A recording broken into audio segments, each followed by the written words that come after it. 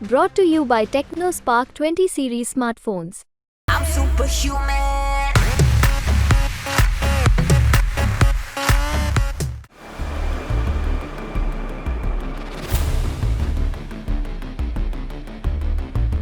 Xenophobia से ग्रसित उनको कहा जाता है जो अजनबियों से डरते हैं या बाहरी अपरिचित व्यक्तियों से नफरत करते हैं। यही बात अमेरिकी राष्ट्रपति जो बाइडेन ने भारत को लेकर कही थी।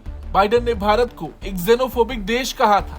बाइडेन ने कहा था भारत आगे नहीं बढ़ रहा क्योंकि वो ज़ेनोफोबिक देश है, लेकिन उसका पलटवार भारत ने बड़े ही अनोखे अंदाज में दिया है। विदेश मंत्री एस जयशंकर ने अमेरिकी राष्ट्रपति के बयान पर कहा है कि भारत हमेशा से बहुत ही अनोखा देश रहा है जो अपनी मेहमान नवाजी के लिए जाना जाता है। दरअसल विदेश मंत्री का ये बयान ईटी राउंड टेबल के दौरान आया। बाइडेन द्वारा भारत को ज़ेनोफोबिक कहने और देश को आर्थिक रूप से संकटग्रस्त देशों की श्रेणी में रखने को जयशंकर ने खारिज कर दिया और कहा कि सबसे पहले हमारी अर्थव्यवस्था लड़खड़ा नहीं रही। भारत हमेशा से बहुत ही अनोखा देश रहा है जो अपनी मेहमान नवाजी के लिए जाना जाता है। मैं वास्तव में कहूंगा कि दुनिया के इतिहास में भारत ऐसा देश रहा है जिसने जरूरतमंद की हमेशा मदद की। अलग अलग समाजों से अलग अलग लोग भारत आते हैं। अब अगर देखा जाए तो अमेरिका पिछले कुछ वक्त से भारत के खिलाफ लगातार बयानबाजी करता दिखा है। कुछ वक्त पहले उसने सिटीजन अमेंडमेंट एक्ट को लेकर भी सवाल खड़े किए थे।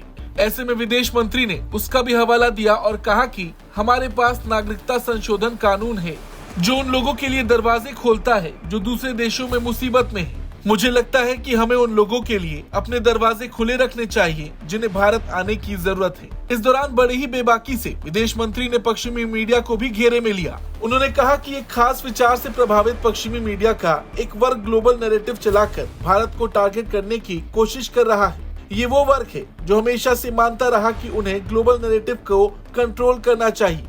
हालांकि इस पर जयशंकर ने कहा ऐसे लोगों ने कई मामलों में अपने राजनीतिक स्वार्थ को भी उजागर कर दिया है। उन्होंने भारत में दूसरे राजनीतिक दलों का खुला समर्थन करने का संकेत दिया है। वो खास मुद्दों पर आगे आए हैं, अपना एजेंडा चलाया है। अगर वो कोई बयान देते हैं या फैसला सुनाते हैं तो आपको इन्हें पहचानना चाहिए कि ये विचार आ कहां से रहे हैं।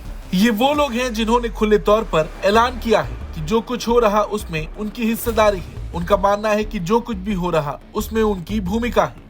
अब अगर देखा जाए तो भारत के आंतरिक मामलों में अक्सर अमेरिका बयानबाजी करता है, फिर चाहे वो खालिस्तान का मुद्दा रहा हो या फिर नागरिकता संशोधन कानून।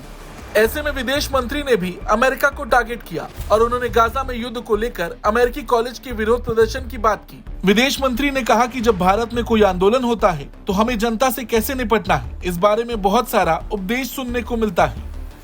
लेकिन मैं आज आपको टेलीविजन पर ये तस्वीरें देखने को कह रहा। क्या वो अब उपदेश देंगे? वो क्या करते हैं? उनका एजेंडा क्या है? उनकी निष्पक्षता क्या है या इसकी कमी है? या आप देख सकते हैं इस दौरान पाकिस्तान को भी विदेश मंत्री ने जमकर रगड़ा। टारगेट किलिंग के लिए भारत को दोषी ठहराने वाली प्रेस रिपोर्टों पर विदेश मंत्री ने कहा आतंकवादी वहां पर बड़ी संख्या में हैं। आंकड़ों के अनुसार जहां वो बड़ी संख्या में होंगे वहां उनके साथ कुछ न कुछ होगा। अब उन्होंने एक ऐसा धंधा बना लिया है जो आतंकवादियों का है, वहां कुछ भी हो सकता है।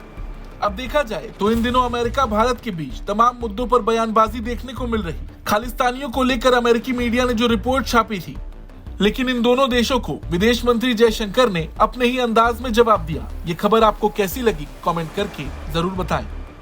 ब्यूरो रिपोर्ट, भारत तक।